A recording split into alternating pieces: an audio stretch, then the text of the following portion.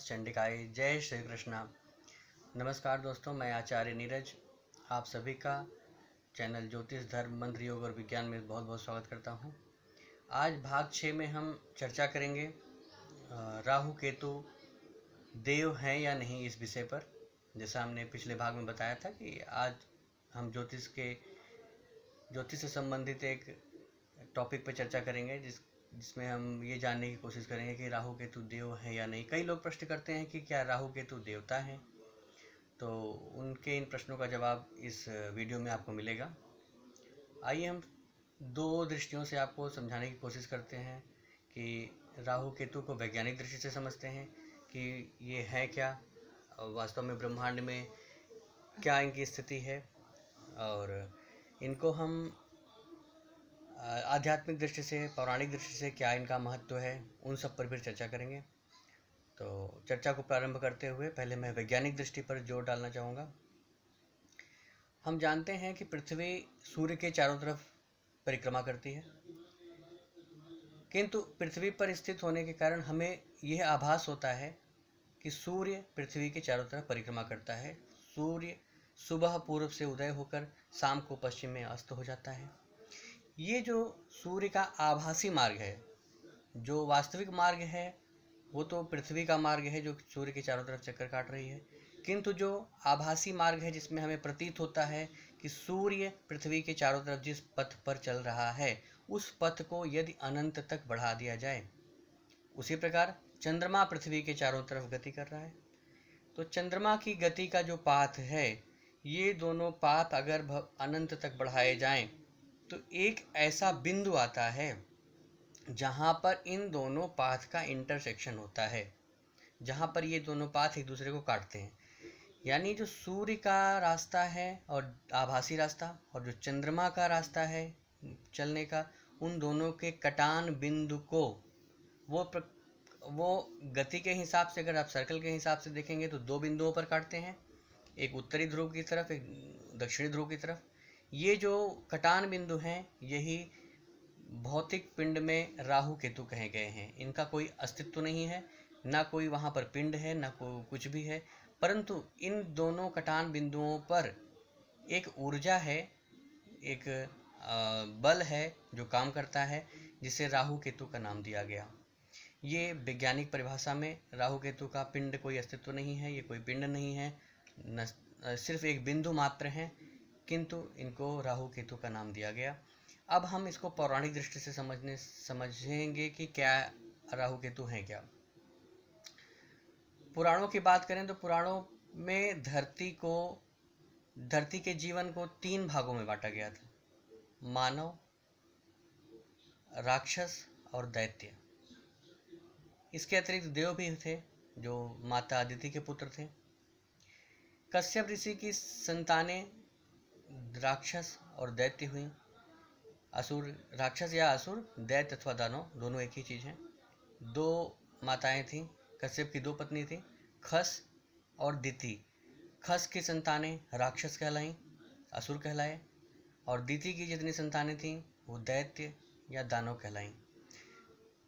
अब ये कहानी थी उस पुराणों के अनुसार से अगर हम चलें तो उस समय धरती पर मानवों के रहने का स्थान जम्बू द्वीप हुआ करता था।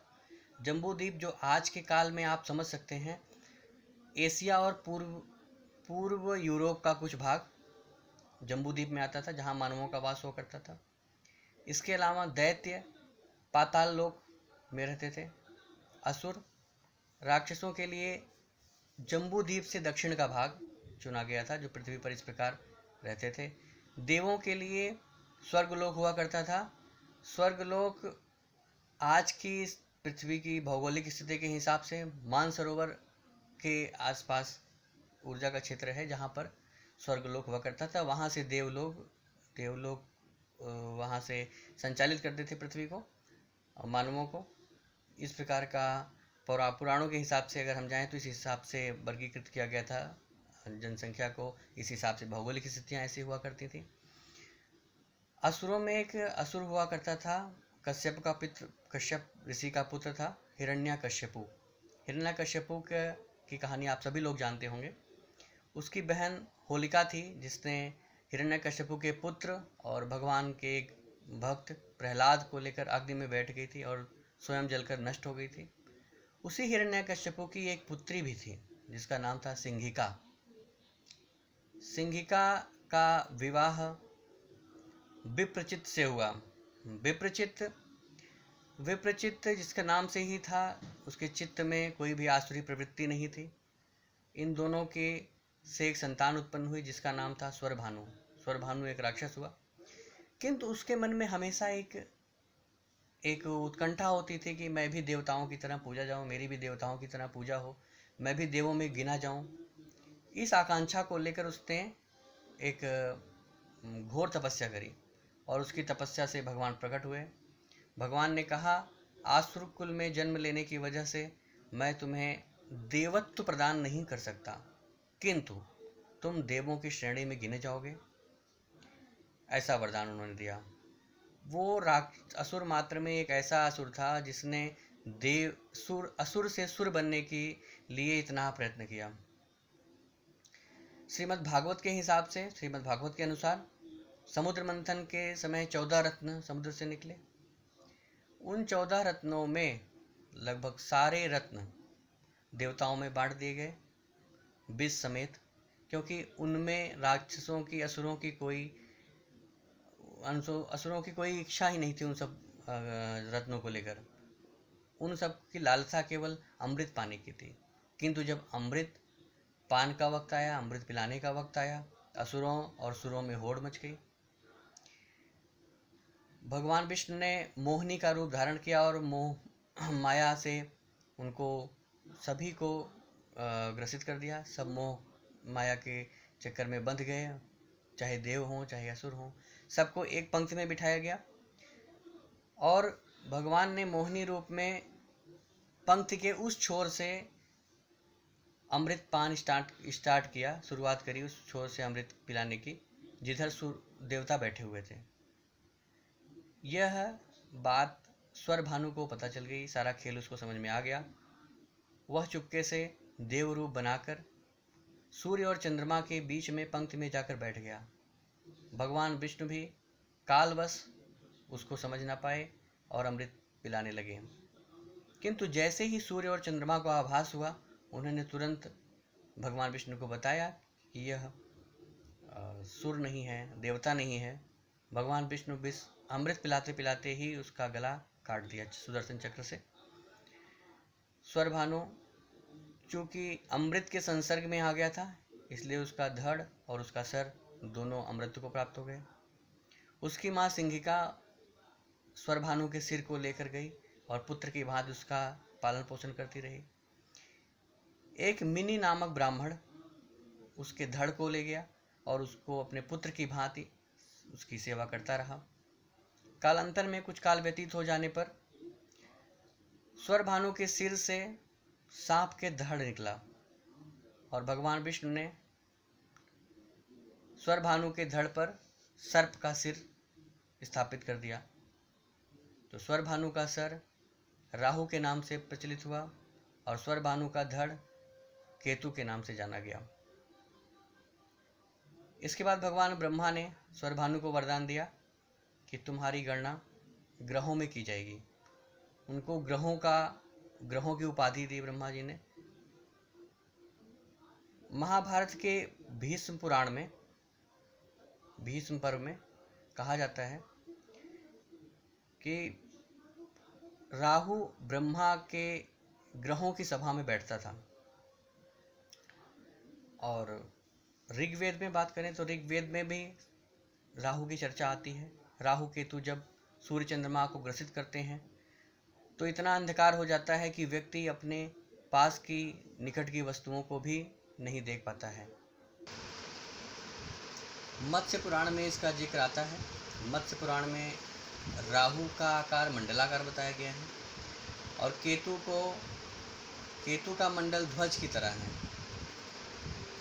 और महाभारत के भीष्म पर्व में यह भी कहा गया है कि केतु और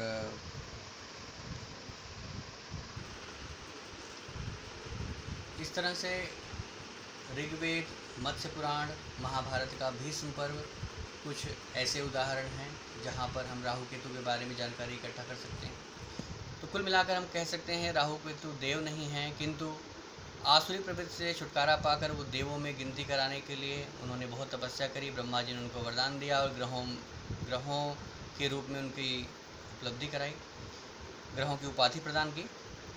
इसके अलावा अब हम राहु केतु के पूजन क्यों करते हैं उसके लिए मैं आपको बताना चाहूँगा। पराशर जी ने पराशर होरा शास्त्र में एक श्लोक लिखा है, उस श्लोक को मैं पढ़ के उसका अर्थ बताना चाहूँगा कि हम ग्रहों की पूजा क्यों करते हैं। यस्य यस्य सदा दुःखस् स तं यत्नेन पूजयेत, येषां धात्रा वरो दत्तः पूजिताः पूज्यस्थ, मानवानां ग्रहाधीनाम् उच्छायाः पतनानि च, भावा अभावौ च जगतां तस्मात् पूज्य तमाग्रहा।